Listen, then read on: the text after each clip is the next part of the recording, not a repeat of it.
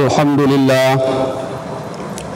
Alhamdulillahilladzi anzala ala abdihil kitaba wa lam yaj'al lahu iwaja. Qayyiman liyunzira ba'san syadidan min ladun wa yubashshiral mu'minina alladzina ya'maluna as-salihat anna lahum ajran hasana makithina fihi abada. Asyhadu an la ilaha illallah wahdahu la syarika lah wa asyhadu anna Muhammadan abduhu wa rasuluh la nabiyya ba'dah. Allahumma fassalli wa sallim wa barik ala habibina wa nabiyyina wa qudwatina Muhammadin wa ala alihi wa ashabihi wa man tabi'ahum bi ihsanin ila yaumiddin. Amma ba'du fa ya ibadallah, usikum wa nafsi bi taqwallah faqad fazal muttaqun. Ya ayyuhalladzina amanu taqullaha haqqa tuqatih wa la tamutunna illa wa antum muslimun.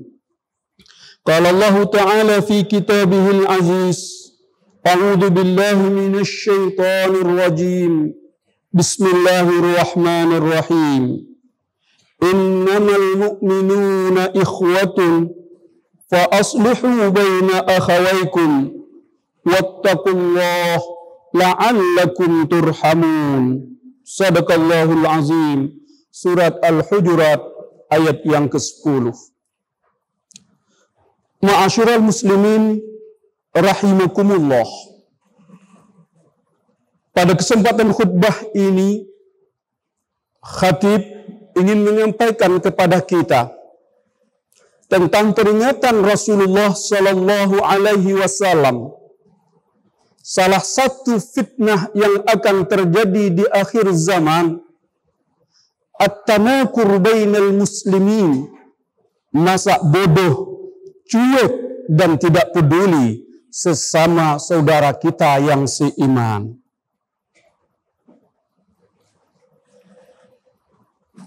Dr. Fahmi Islam, seorang peneliti di perpustakaan Masjidil Haram di kota Mekah, mengatakan, peristiwa dan sejarah pembantaian Islam oleh Tatar kepada umat Islam harus menjadi pelajaran dan peringatan buat umat ini. Beliau berkata, sejarah sang jeniskan sebuah pelajaran untuk umat Islam, di mana ketika umat Islam diserang Tatar, hampir seluruh wilayah Islam berhasil dijajah, dan di antara yang terawal adalah wilayah Khurasan yang berbatasan dengan Mongol. Ketika akan menyerang itu, mereka tidak bisa memasuki Khurasan, terutama kota Bukhara. Kegagalan Tartar untuk masuk dan menguasai, menaklukkan Khurasan. Akhirnya dia berpikir, Khurasan itu melemparkan surat, mengirim surat kepada kaum muslimin dengan ancaman kepada kaum muslimin yang meletakkan senjata dan ikut dengan Tartar, mereka akan selamat. Dan yang tidak mau meletakkan senjata, mereka akan menghadapi Tartar. Mereka akan merasakan apa yang akan diberikan balasan oleh Tartar. Bapak-bapak, saudara-saudara, ketika surat itu sampai di tangan kaum muslimin, tindakan apa yang diperbuat? Sikap apa yang mesti diambil? Terjadilah dua kubu dalam umat Islam ketika itu, kata Ustadz Fahmi. Yang pertama adalah yang pandai melihat dan membaca apa? Bahwa Tartar Dia tidak mampu dan tidak sanggup untuk memasuki Khurasan. Dia tidak melemparkan dan mengirim surat seperti ini kecuali karena kelemahan mereka. Dan ini adalah angin segar kemenangan buat kita. Bertahan sampai diberikan oleh Allah kemenangan kepada kita. Atau sekalipun kita syahid, dan itu adalah kebahagiaan abadi. Sedangkan kubu kedua mengatakan, ini adalah ancaman yang luar biasa. Kita tahu kekuatan dan persenjataan Tartar itu. Maka tidak akan mungkin kita menghadapi dan berperang dengan mereka. Jangan mati konyol menghadapi mereka. Lebih baik kita untuk meletakkan senjata dan berdamai dengan mereka. Perpecahan umat Islam di Khurasan sampai ke telinga Genghis Khan. Lalu dengan cepat dia bertindak, mendekati, mengambil simpati orang-orang yang bersedia untuk meletakkan senjata. Lalu memberikan surat dan angin segar. Kalau kalian memang ingin bersama dengan kami, meletakkan senjata kalian, maka kami akan memberikan keselamatan kepada kalian. Bahkan kami akan menjadikan kalian sebagai penguasa. Kepercayaan kami di negeri ini. Berbunga hati mereka. Tapi tentu kalian harus menguasai negeri ini dahulu.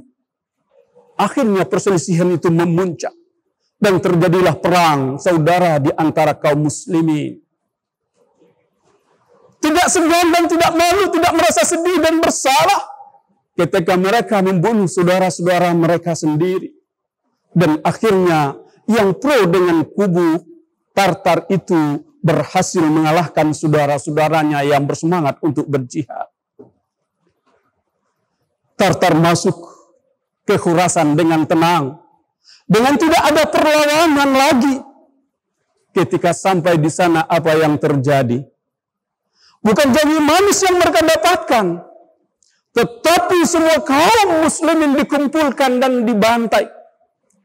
Lalu Tartar berkata, Genghis Khan berkata, bagaimana kami akan percaya dengan kalian dan orang-orang yang tidak kami kenal?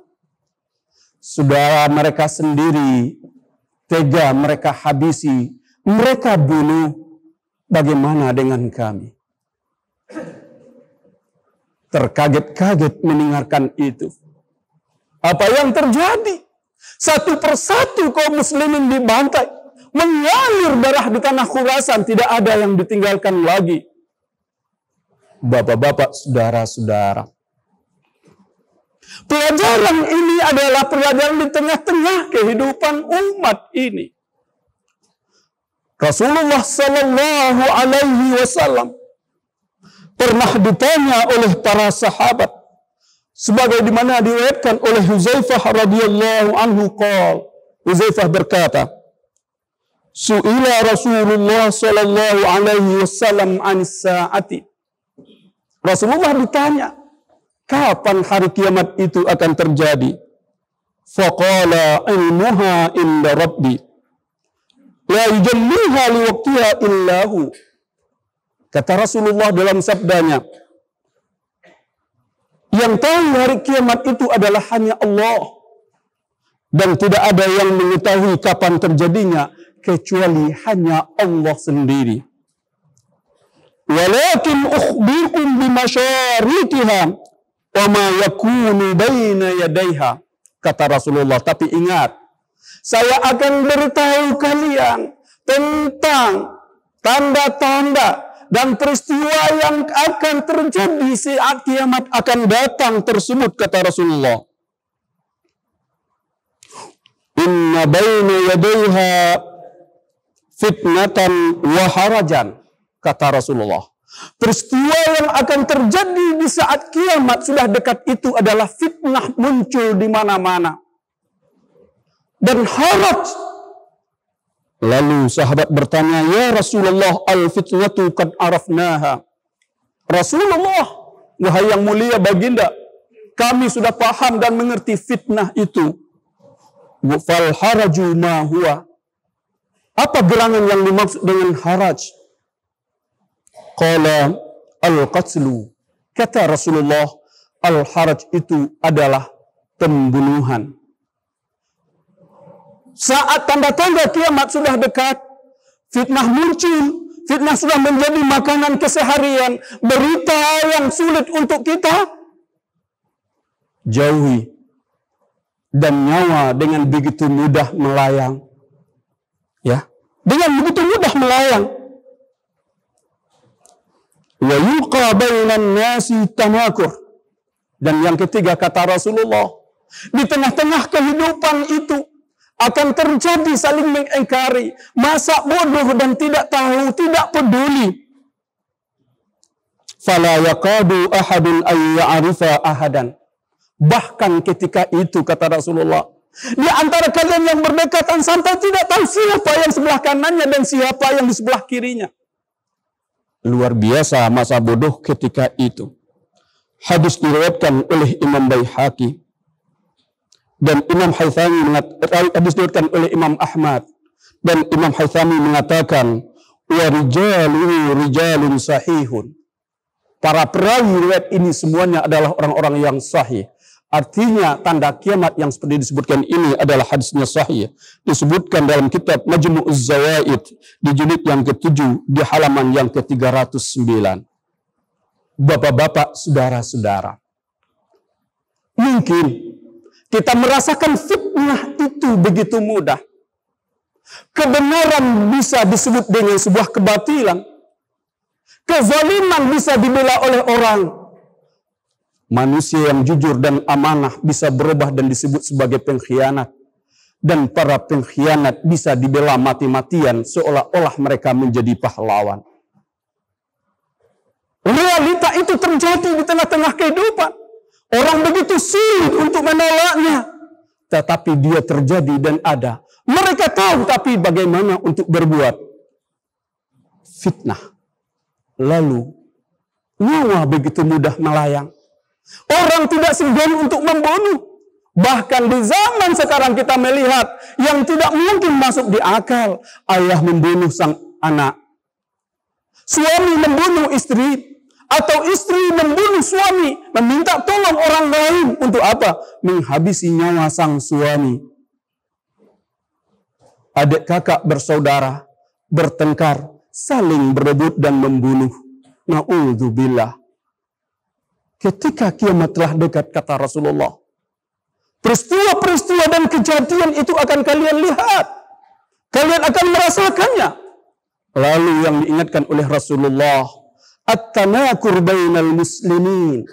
Masa bodoh, tidak peduli, tidak ada tegur sapa di tengah-tengah kehidupan kalian, kata Rasulullah. Bapak-bapak, saudara-saudara.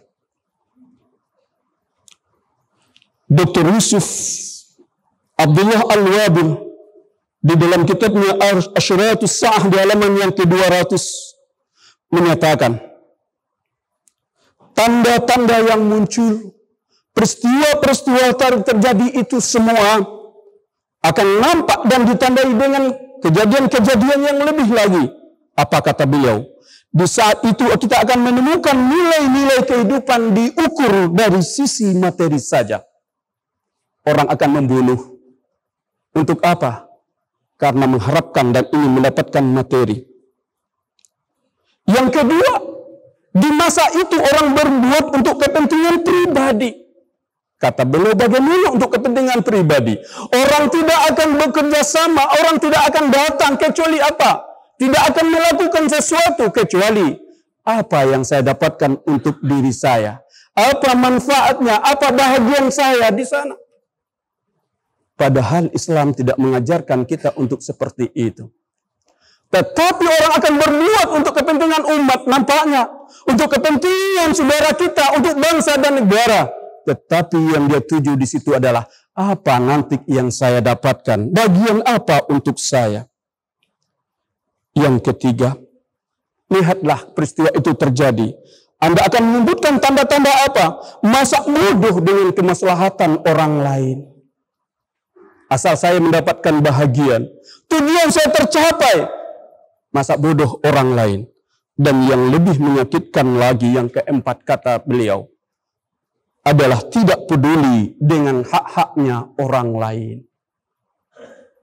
Bapak-bapak, saudara-saudara kaum muslimin sidang Jumat yang berbahagia. Kalau ini terjadi di tengah-tengah kehidupan, na'udzubillah, fitnah dan malapetaka di tengah-tengah kehidupan itu, maka ketika ini kita lihat dan ini muncul di tengah-tengah kehidupan, maka yang akan dirasakan di tengah-tengah masyarakat itu, satu, ananiah, egois yang disertai dengan penuh rasa kebencian. Ya. Egois yang penuh rasa kebencian. Ada manusia-manusia yang ego ada. Tetapi di dalam dirinya itu timbul rasa benci yang sangat luar biasa. Padahal Islam mengatakan, man lam yahtam bi umuril muslimin, man lam yahtam bi umuril falaysa minna. Siapa yang tidak peduli dengan urusan, dengan masalah, dengan keadaan kaum muslimin, dia bukan termasuk dari umatku. Tapi saya, ketika itu yang terjadi, orang tidak ingat lagi itu. Tetapi dia lakukan ini, saya harus bisa. Awas kalau saya mendapatkan, awas kalau saya bisa. Yang kedua, hidup hanya untuk mementingkan atau untuk memenuhi, memuaskan nafsu dan syahwat. Orang mengejar segala sesuatu itu, dia ingin mendapatkan hanya untuk apa? Berfoya-foya, bersenang-senang, memenuhkan syahwatnya. Ketika tercapai yang dia inginkan, bukan main senangnya. Sekalipun ada orang yang menangis, ada orang yang berteriak, ada orang yang penuh dengan kesengsaraan. Makanya Allah mengatakan dalam Al-Quran, وَمَنْ أَضَلُّ مِمَّنِ اتَّبَعَ هَوَاهُ بِغَيْرِ ilmin. Siapa lagi orang-orang yang paling sesat hidupnya? Orang-orang yang mengikuti hawa nafsunya. Dan yang ketiga, akan hilang sendi-sendi akhlak dan moral di tengah-tengah masyarakat. Rasulullah mengatakan, innama bu'istu liutammima makarimal akhlak. Wahai umatku, camkan baik-baik, kata Rasulullah, aku diutus kepada kalian untuk menyempurnakan akhlak yang mulia. Akhlak adalah cerminan masyarakat. Akhlak akan menata masyarakat itu hidup dengan baik, sopan santun, tata krama, dan kemaksiatan akan terjauh selama masyarakat itu berpegang dengan akhlak dan tata krama. Tapi semuanya, ketika prinsip-prinsip yang disampaikan tadi, kita akan menemukan hilangnya itu apa? Sendi-sendi akhlak dan moral di tengah kehidupan kita. Dan yang keempat, hilangnya ukhuwah Islamiyah, persaudaraan di antara kita. Innamal mu'minuna ikhwatun, kata Allah. Sesungguhnya orang-orang yang beriman itu adalah bersaudara. Bapak-bapak, saudara-saudara kaum muslimin sidang Jumat yang berbahagia. Persaudaraan akan melahirkan persatuan dan akan mendatangkan kekuatan di tengah-tengah kehidupan ini. Dan Allah memerintahkan kepada kita untuk apa? Untuk membina, membangun, menjaga agar ukhuwah ini terjaga dengan baik. Dan Allah mengharamkan, melarang kita untuk apa? Melakukan hal-hal yang menyebabkan kita berpecah belah. Wa'tasimu bihablillahi jami'a wa la tafarraqu. Berpegang teguhlah kalian semuanya dengan tali Allah. Berpeganglah dengan agama Allah. Berpeganglah dengan Al-Quran dan hadis-hadis Nabi. Wa la tatafarraqu. Jangan sekali-kali kalian bercerai-berai. Bapak-bapak, saudara-saudara. apapun alasan. Perpecahan itu bukan hal yang ditolerir, bukan yang diperbolehkan. Karena perpecahan itu membuat apa? Jauhnya hati, hilangnya rasa ukhuwah di tengah-tengah kehidupan kita, dan bahkan melahirkan dan mendatangkan apa? At-tanakur bainal muslimin, masa bodoh dan cuek. Bapak-bapak, saudara-saudara, cuek dan masa bodoh mungkin di tengah-tengah masyarakat kita sudah mulai merasakan. Tetapi yang kita cemaskan adalah sekarang ini apa? Cuek dan masa bodoh itu terjadi di tengah-tengah orang-orang yang ahli ibadah. Pernah Ustadz ditanya, Ustadz, kenapa bisa terjadi? Orang datang ke masjid, salat 5 waktu dengan kita di sini. Tetapi bertemu dengan kita tidak sepatah kata pun assalamualaikum. Tidak pernah keluar senyum, bibirnya menyinik. Untuk apa? Tidak, datang dengan diam, salat, setelah itu pulang. Dan kami tidak tahu Pak Ustadz orang itu siapa namanya, di mana tinggalnya. Tapi dia selalu di sini. Bapak-bapak, saudara-saudara. Mungkin di saat-saat sekarang ini orang banyak ke masjid. Sesungguhnya ibadah itu sesungguhnya menguatkan iman. Dan ketika iman itu kuat dan benar, akan melahirkan ukhuwah di tengah-tengah kehidupan kita. Makanya Rasul mengatakan, "Idza ra'aitumur rajula ya'tadul masjid, fashhidu lahu bil iman." Kalau kalian menyaksikan orang-orang yang selalu salat di masjid, terpaut hatinya ke masjid, fashhadu lahu bil iman. Jangan malu Anda mengatakan dia adalah seorang mukmin yang hebat. Mukmin yang hebat melahirkan rasa kasih sayang, dekat. Bapak-bapak, saudara-saudara, jangan ini pernah terjadi. Jangan pernah ini terjadi. Bertambahnya ilmu, bertambahnya ibadah. Ilmu itu diajarkan untuk apa? Yang membuat umat ini menyatu dan merekat menjadi satu. Dan bukan semakin menjauh. 2019 kami berangkat haji. Dan ini yang membuat saya sedih sampai sekarang dan saya tidak tahu bagaimana untuk solusinya. Kami tinggal di sebuah hotel yang sangat mewah sekali. Kursi itu disediakan dengan jumlah orang yang tinggal di hotel itu. Hanya 2 travel Indonesia yang tinggal di hotel itu. Kawan-kawan kami satu grup, dan lagi satu kawan dari Indonesia juga grup. Di antara 2 grup ini memang berbeda. Grup kawan-kawan kami yang di sebelah, mereka dengan penampilan lebih islami, wanita-wanitanya bajunya lebih islami, dan saya mengakui itu. Rombongan saya adalah orang-orang yang awam, laki-lakinya tidak ada yang berjenggot kecuali ustadznya yang sederhana jenggotnya. Tetapi yang membuat saya terengah adalah apa? Tempat kami terbatas, khusus dibatasi untuk orang Indonesia. Dan kami mejanya sama, tinggal di tempat di mana? Selama kami sekian hari di hotel yang sama, makan yang sama, tidak ada senyum yang keluar. Tidak ada salam ketika kami datang yang pertama duduk, lalu bertanya, Pak dari mana?